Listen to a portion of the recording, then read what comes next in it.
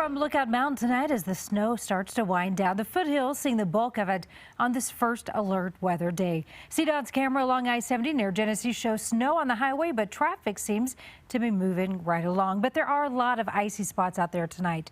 And as this storm moves out, a more powerful system is taking shape and headed our way.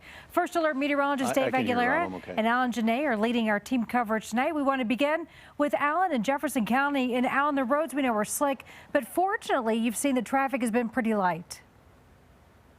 Well, not too bad, Karen. Of course, any Friday, especially at this time of the year when people want to get out and enjoy this stuff, this road, of course, can get jammed up with traffic. And things did get clogged up when people got bogged down with this mild but persistent storm.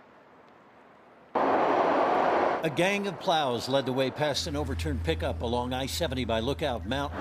A long stream of vehicles looking for safer travel just behind. By the side of the highway, a trucker laughed at his situation. It's getting all icy now. A mechanic crawled under the truck to fix a cracked airline. This was travel in a storm. Parked mid-road in Genesee was Natalie Namba, trying to get to Breckenridge to see friends. I'm not from here. I have a little Honda Civic.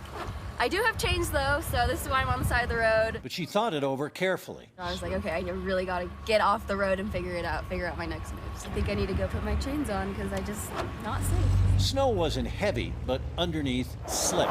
First responders took call after call. This storm was just the kind of thing to slow life down. I was thinking about it and I thought it would be better than this, I guess. For trucker Junior Velador, just a winter headache. You're ready to get out of this storm? Oh yeah, I'm ready to go home. Be at home, be warm, you know?